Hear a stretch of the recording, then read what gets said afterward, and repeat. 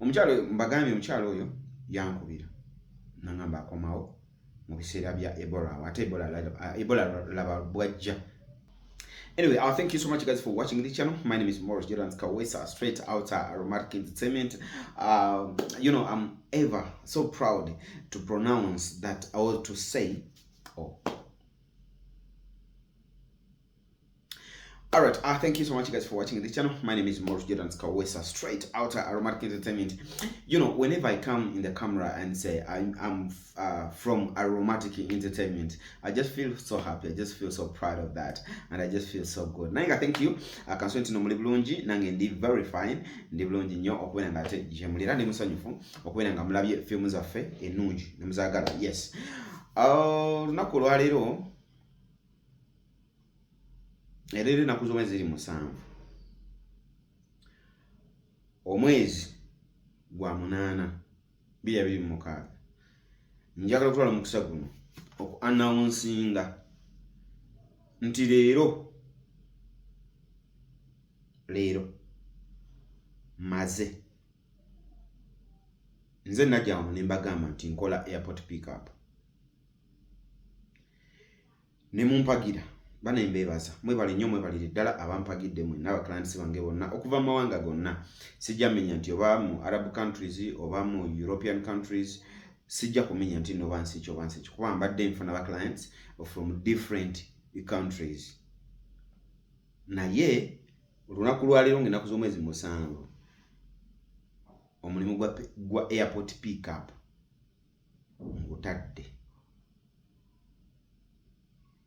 ngutadde era gwe wenna ng'obadde oli eyo ng'oyagala kudda Uganda oba ng'okomawo Uganda ng'obadde oteekateeka kukozesa Morris airport pickup ngutadde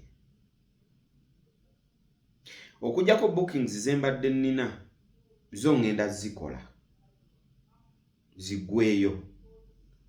Bookings zembadde nnina kuba guno ogw'omunaana nina bookings ogw'omunaana guno. Onoonya ttaka, nnyumba ya kugula oba oyagala kugobera ku byapa byo. Brand Pro Property Services ku MT Building mu maaso ga Muguluma Empire Zana bano beesowoddeyo kugonjoolera ensonga ezo. Obukugu n'obwesimbu bye bikulembera ku Brand Pro Property Services Limited abasangibwa ku MT Building mu maaso ga Muguluma Empire Zana. Tebakomye ku kuteekerateekera ggwanga nga bayita mu kisaawe kya Real Estate. Kinajjukirwa nti omwaka 2024 Brand Pro Property Services Limited yakiikirira Uganda mu summit y'aba Real Estate eyateekebwateekebwa Dar es Salaam mu ggwanga lya Tanzania. Muno mwalimu okusala entotto okulaba buti eggwanga bulirina okuteekebwateekebwa munda mu bibuga ne mu masoso g'ebyalo okubituusa ku mutendera gw'ensi yonna. Ensonga ezoogeza abangi obwama ensangi zino eza Airbnb, Brand Pro Property Services bazikutte kannabwala.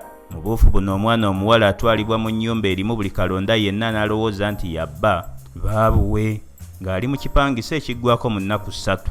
Osobeddwa ng'oyagala kugobera ku letters of administration, oyagala kukupuntira ttaka lyo kiyite land surveying, weekwate Brand Pro Property Services Limited ku MT Building mu maaso ga Muguluma Empire Zana. Sisinkana Brand Pro Property Services Limited mu nkola eya tekinologiya ng'oyita ku nnamba z'essimu eziwandiikiddwa wansi awo. Kati nkulaze ente y'abato gyetunudde nti n'ebinnyonnyonto gye bigenda okugwa, ate n'olekerera entujjozi n'entoli nga mafulungu.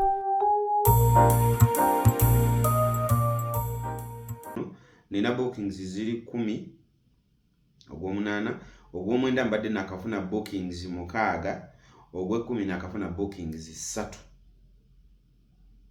Ogw'ekkumi sinakufuna n'ogw'ekkumi kati nkoma gwa 11. Abapya abajja okubuukinga Morris airport pickup, please mbegayiridde temujja mu inbox kubanga sijja bavuga. Ne bano be ngenda okuvuga nti lwakuba bo baali bayogera nange dda. Naye abachajja, please. This is the reason. Omanyi olaba tubeera mu Uganda muno mwe tuli, nsi ya kutetenkanya, ya kupambana. Ekyamazima Uganda eno okugibeeramu olina okuba nga obwongo bukola, ogatta kino ogatta kiri nosobola okubeeramu ng'olinamu ssente esobola okubeezaawo. Naye bannaffe bennyini abatuwa emirimu olumu ate bo bagifuula advantage otukola byonna bye baagala otukola.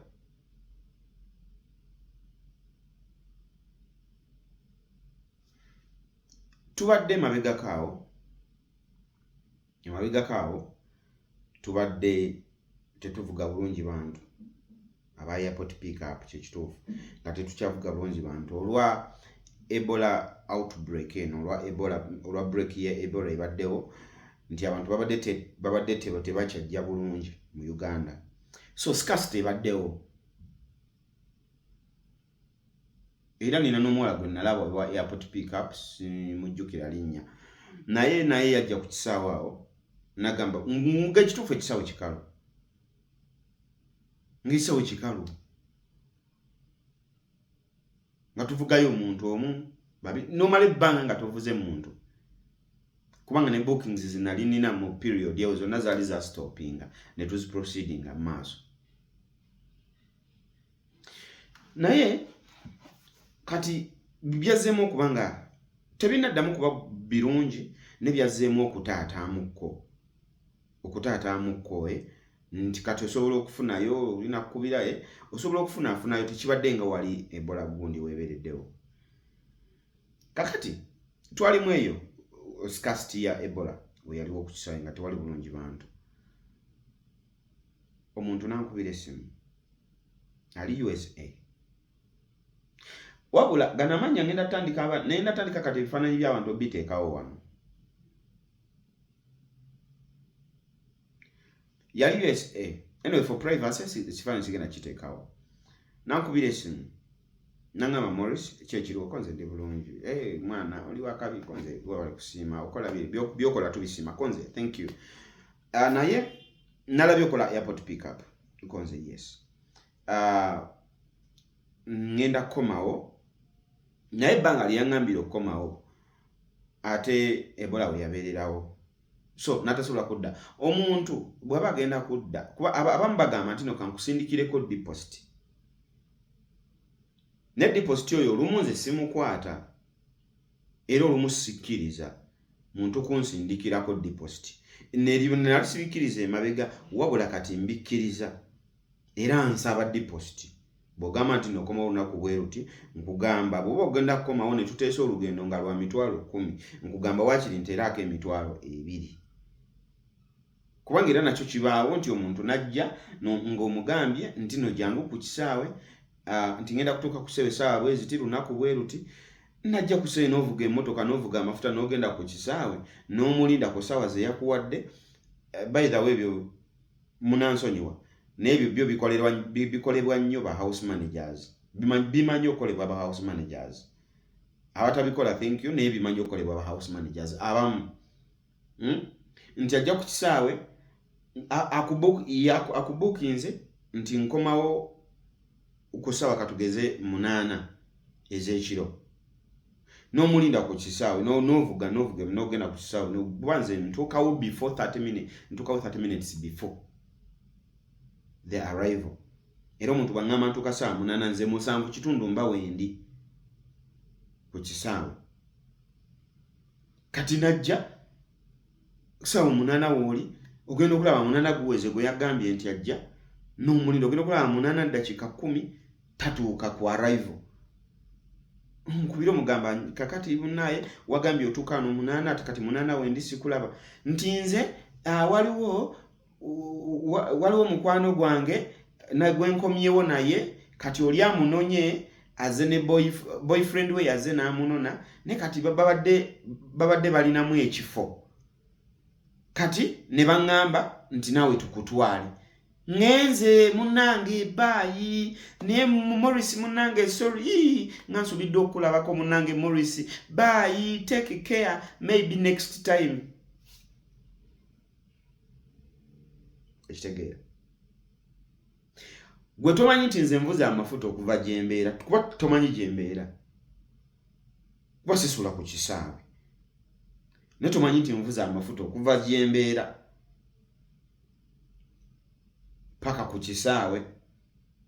Seebase nakwebaka, seebase tulo, nzize ku kisaawe nvuze ekiro ekyo kyonna, nzize ku kisaawe nkulinze. Ago mafuta n'obudde nerekereza n'otulo bw'otuukya ku kisaawe olw'okuba mukwano gwo azze n'emmotoka ne bakutwala nga toŋŋambye nakuŋŋamba, kubanga osobola okuŋŋamba before nga temunnatuuka. By the way, ekyo ekya mukwano gwo nti mukwano gwange annonye oba mukwano gwange azze ne boyfriend we bantutteko, it's okay. By the way, kiba kirungi nnyo kubanga oba osevinze sente zo ze waali baddompa nze nkuvuge nkutwale. Naye ate nange mbalirira kuba ekyo nkimanyi, ekyo musobola okikola nga temunnatuuka Ntebe.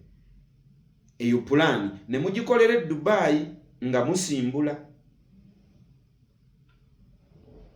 Kati ku lunaku lw'okusimbula lwennyini nga muli ku kisaawe awo wennyini, nterako ka text message oba ka audio ongambe omanyi Morris kino lweki nebo kiti kyekiriwo, so togenda kuntwala, waliwo abantwalako. Nange nneme kuvuga amafuta kujja ku kisaawe kuba ngenda kuvuga amafuta nzije ate male nvuge nve ku kisaawe ate nzireyo eka.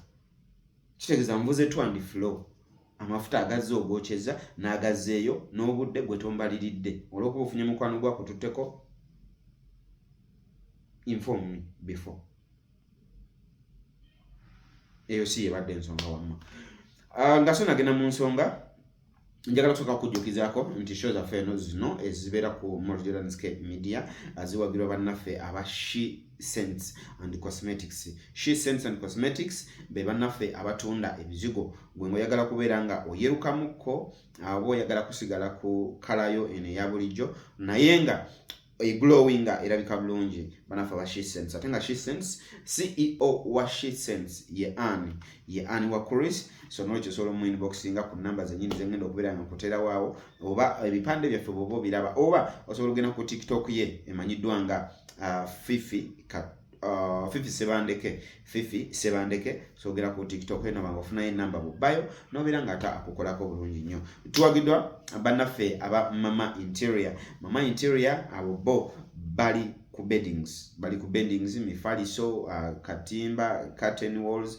Ng'omaze ennyumba y'ennyumba ogizimbye tonagiteekamu curtain rods, Mama Interior muyite asobola okubeera ng'akola ku nnyumba yo erabike bulungi. Ku finishing w'ennyumba ye Mama Interior yeekansa. Thank you so much. Ate n'ennamba ze zeezo eziyitawo wedda ku bulango wedda bwenkuba osobola okoppamu ennamba. Asangibwa wali ku Arua Park wasangibwa osobola okumutuukirira nabeera ng'ate akukolako bulungi nnyo. Twogera bannaffe aba Brand Pro Properties. Bannaffe nabo abo bakugamba nti no bw'oyagala plot ku miliyoni 2 zokka, miliyoni 3, miliyoni 4 paka ku miliyoni 6, paka ku miliyoni 7, paka ku kawumbi bayina plots ate nga bayina n'ebizimbe ebiwedde okuzimbibwa. Omanyi bwe tugula plots oba netutandika okuzimba, abakozi olumu bamanyi okwecukula ku seminti bitayimbwa ate simanyi amatafaali tegaaweze. So naawe ngo ebyo toyagala kuddamu eyo process yakubeera nti naate kino kiri okwatagana na kino ate abakozi. Bannaffe Brand Pro Properties bakugamba nti bo bayina n'ebizimbe ebiwedde okuzimbibwa.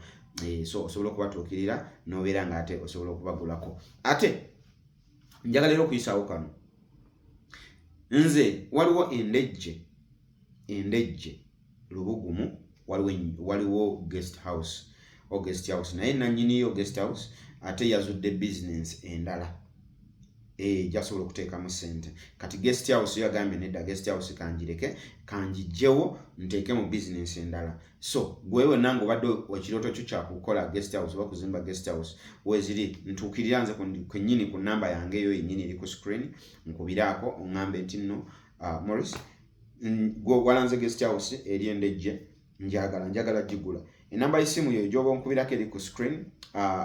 Ate nga wali ku kkubo bulungi nnyo, kuva ku kkubo otambuza nawo bigera okuva ku kkubo ku chorus. So osobola okukolawo business endala, osobola ganze sagala guest house kamenyewo ntekewo business endala, era nakyo kisoboka kubanga obugazi wali 139 ku 69. It is 139 by 69. Yes, so sente ziri negotiable. Muganda amasobola okunkubira kugwa ajeetaaze.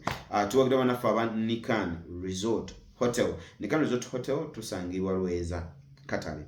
Nakugamba gwe atamanyi Lweza Katale, atamanyi Lweza Katale, yefe abasangibwa awo Lweza, abali abamanyi Kajjansi Lweza Zana ebitonde biriraanye Lweza. So naawe osobola tutuukirirako notugamba nti no bannange njagala wano ka room egwe ng'okomyewo oyagala room ennungi okwebakamu. Nakinedda tutuukire ife aba Nikan Resort Hotel tubeere nga tetukutuusaako room ennungi ewedde okuzaama. Obulango ngenda bukomyawo nga maliza story eno. Kakati lwaki nva mu airport pickup eno y'ensonga. Mbagambye omukyalo oyo yankubira nangamba akomawo mu biseera bya Ebola. Ate Ebola laba bwajja n'atuyingiramu. Kati ne tupozinga. Tupozinge tujja kuddamu nga wateredde. Kati bwe batutadde koko n'akomawo. Nankubira nangamba nzija. Ntie. Nzije na kuzomezi era date n'agimpa. Date we gyagimpadde. Omukyalo oyo yabadde agenda Mbarara. Atuuka ku kisaawe. Muvuga ntuuka ku kisaawe. Musangawo. Musanyukira ngamba kale. Jjukira twateeseza sente zivuga kuva wano Entebbe paka Mbarara. Saawa zabadde 3 ez'okumakya we yatuukidde. Muteeka mu mmotoka muvuga. Tuba tugenda tuvuga tutuuka Kibuye. Angamba alina muganda we ali Mukono nti ayagala kusooka mulabako tulyoke tweyongereyo. Sente ze twateeseza okuva ku kisaawe okugenda e Mbarara tezaabadde kugenda Mukono. Mugamba nti naye Mukono nga wala. Angamba nze client. Era client alina okugamba kyonna kyakola kyayagala. Ne mugamba kati obuteemenya nnyo kale. Okuva wano e Kampala. Okuva ku kisaawe. Nti bwe ngenda kusoosa Mukono. Bwe twabadde Kibuye. Ne mugamba bwe ngenda kusoosa Mukono. Ogenda kunnyongeramu $7,000 mu sente ze twateeseza ezigenda e Mbarara. Nangamba nedda. $7 mingi. Nina 5. Ne mugamba olaba mukwano. Ekyamazima saaliganye okutwala. Naye akafuta naawe kalaba ka bbeeyi. Kale tukole 6. Nangamba kale. Ne tuvuga paka Mukono. Bwe twatuuse Mukono abamanye Mukono Wantoni oba mumanyiiwo. Abamanye Mukono bw'otuuka awo Mukono ku kizimbe kya Muza shopping mall kiri awo mu roundabout. Kino kidda Bugerere. Kiri kyeyongerayo Wantoni. Ekyo kyeyongerayo Wantoni kyekyo kigenda paka Jinja. Kati kino ekivaako kye kigenda e Bugerere. Kati twakutte kiri ekigenda e Jinja. Owulira? Ne tuvuga. Ntuuka e Wantoni mugamba nga Mukono tumuyitamu. Angamba gwe vuga nze mmanyi nkola ki gye ndaga. Tuvuga olaba kati bwe tuvuga waliyo akatawuni eri ng'ovudde Mukono ng'ogenda e Jinja. Waliwo akatawuni awo koddako bakayita Mbarara. Si Mbarara ono w'e Masaka, ku Masaka Road oli eri ewali ente. ne waliwo akatawuni abakayita Mbalala. Tuvuga mugamba naye nga ndaba tulinga abagenda ejjinja. Ngamba waliwo akatawuni akaddakaawo. Tutuka mu katawuni k'Embalala. Angamba we wanaamukubira. Kati mu kumukubira oli oludde yabadde alina ku kkubo ng'atulinze. Tuweta. Tumulaba. Ye beesanyukira beebuuza biki beebuuziza. Bamaze yabadde alina ne byamuleetedde bambi. Ajjemu ebintu byamuleetedde mu nsawo abimuwadde. Olwo tuli mu ssaawa 7 ez'emisana. Tetunagenda Mbalala. Nze yabadde abaze nti kanjivuge njijje ku kisaawe ku ssaawa 3 oba 3:30. Nfulume Kampala. Awo kuba okumaliriza ofuluma Kampala biki ziba ziyingidde 4:45. Ngambaze nti kanjivuge njitwale Mbalala. Mutuuseeyo njivuge njikomyewo nsule waka e Masaka ewa maama wemba nsula then nkera nvuge nkomewo. Tukyali Mbalala eno e Mukono. Tuyingidde ssaawa 7. Bazze muli banyumya. Amunyumiza olugendo. Ye munange. Ndi mu mmotoka. Kakati mu kuntuusaayo eri, mu kumutuusaayo, nze savudde mu mmotoka. Kakati bo banyumiza. Kakati nvaamu ndaba zigenda kuwera. Zigenda mu 7:7 zigenda mu 8. Nvaamu ngenda mugamba munange akadde. Kati mbange ntuuka bwe nti ku mulyango.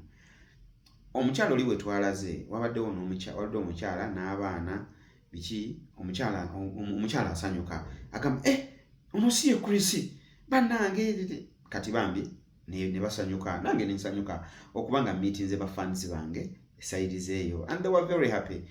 Ne bampa hospitality. Naye olwokuba nga bomanyi mbuno ekigendererwa kyange kyabadde kya kubeatinga time. Yes, I was happy. But I wasn't that really happy. You know what I mean, yeah? So, nemugamba bambi yanguye tusobole okugenda. Mutadde mu motoka. Tuvuga. Tukomawo. Kati tukwata ku Masaka Road. Olwo tuyingidde ssaawa 9 ez'ekawungeezi. Naye negiri emitwalo 6 gye yampadde jjukira gyadde gikoma Mukono. Obudde bwonna tetwabubaze. Tuyingidde ssaawa 9. Ssaawa 9 zaaweze nga tuli Busega. Owulira? Njikalakata. Njivuga. Awo nno nga soogera naye. Wale namaze dde okusootinga. Awo nga nasootinze kye kituufu. Tutuuka e Busega. Aŋŋamba nga toyogera. Bwe mba nkunyiizizza nsonyiwa. Ne mugamba no kiri okay. Naye olwakuba simanyi naye mbutuufu. Kati twabadde sizini ssaawa 9. Singa twayisizza dda ne Masaka. Singa twayisizza dda nga tuli wala. Neraba we tuli mbutuufu. Buno bonna tetwabibaze. Nangamba ati kati nze oyagala nkole ntya? Oyadde yagala nkole ntya? Nze saalirabye muganda wange. Ne mugamba kati mpaakinge kuba tukyali Kampala. Mpaakinge onsasula ezawano. Tuvuge enkya. Nze tupaakinge wa nze nvuga ontwala. Manyi nze ndi muntu omukkakkamu ennyo. Bw'obanga oli mukkakkamu. But by the way, I handle you the way you come towards me. Nze kyoleeta kye nkuddiza. Kati nvuga. Tuvuga. Tutuuka Emaya. Olwo tutuzeemu kale tunyumya. Kale obusungu bwange. Yes, nze nina obusungu bw'ettumbiizi. Kye kituufu. Naye ate buggwaawo mangu with time. Tuvuga tutuuka tuvuga tugenda tutuuka Emaya tuvuga tuyitamu Kati bwe twatuuse Maya naŋŋamba nti amanyi kye tugenda okukola bwe tutuuka e Masaka ninawo muto wange oyo ntudde omulabako myaka giringa 12 kati naye bambi mbadde njagala nsooke mumulabeko tulyoke tweyongereyo. Omukwano gw'omuntu gw'oludde okulabako ngumanyi because I've ever taken some good time without seeing my brother. There is a brother of mine namala emyaka nga 17 twamala kubanza yandeka ndi muto yagenda okuddamu okulabika nga ndi musajja mukulu. So I know what it means omuntu nga amaze ebbanga eddene nga tebeeraba. So bwe yaŋŋambye ekyo nti amaze emyaka 12 nti ne mugamba ali Masaka nti ali Masaka ne mubuuza ali kumpi nti ali kumpi. Konsekale ne tugisakata ninsakata emmotoka zagenda okuwera 11 kitundu nga nyingira ku Welcome e Masaka. Namukubira namugamba ntuuse wano ku Welcome nkusangewa. Namugamba jangu kati jangu wano e Masaka ku poliisi. Bw'otuuka Masaka ku poliisi waliwo ekiyingira awo. Amanyi Masaka ku poliisi awo wetera bwoti ogende ku Chomers. Naye kati nga ye ali awo emabega wa Chomers. Kati naye ndituvuga netugenda nga tonatuuka wali ku Masaka secondary naye waliwo awo ku Chomers awo emabega wa Chomers awo waliwo apartments nga waali. Netugenda otuyingidde saawa 12 ezo saawa 12 nabadde nzibaze nti olwedde mbandi mbalala. Okitegeera naye nkyali mu Masaka.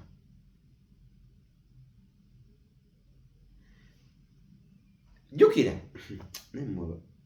anyway agenza alabye muganda we tutuuseyo beesanyukidde bannange long time n'amaziga bagakaabye because you know it's been a long time without seeing themselves, so they had that moment, that touching moment.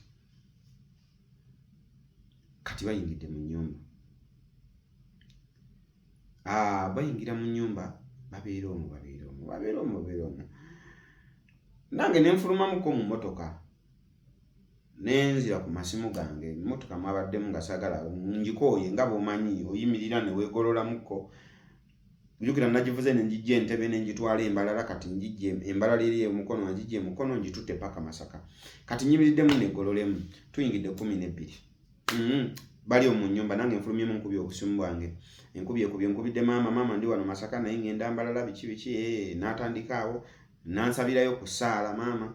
Naŋŋamba ondeterayo n'amata anti yamanye embalala wali amata agalayise nnyo. Naŋŋamba ondeterayo amata oyitira wano ng'oddayo konze kale njaga kuleetera. Tuli awo bali mu nnyumba. Twatuusewo 10 mbagambye 11:12. Tuyingira essaawa emu nga tavaayo.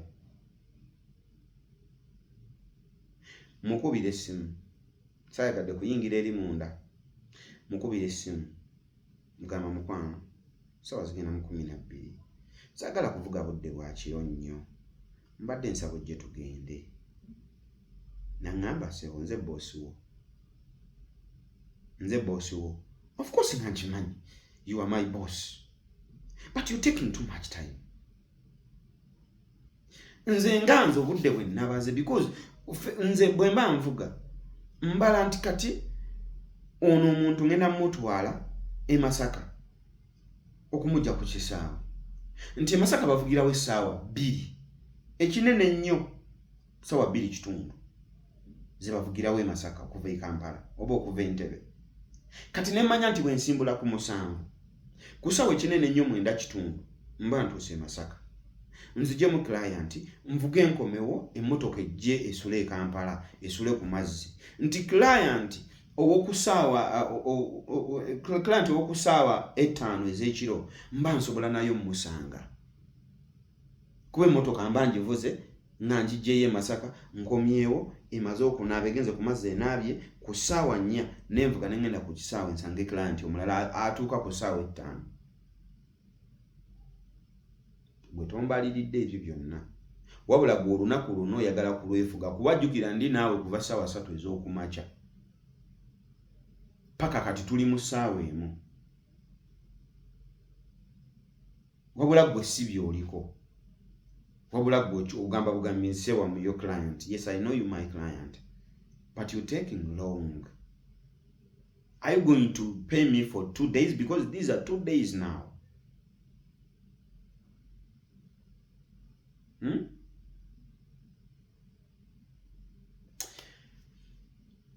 Video eno erabika egenda kuba mpanvu muko ate sagala kola video mpanvu. Bwe twatuse Masaka, bwe twawadde Masaka ngenda komawo enkya. Ngenda komawo enkya mbabuulire client ono mbabulira ensonga lwaki airport pick up ngimaze ensonga lwaki kiki twakoze client ono kiki yankoze nzo okutuuka okugamba nti omulimu gwe neetandikira nga gwange ngumaze because of this client. So video eno ngenda gyongerako olunaku olw'enkya.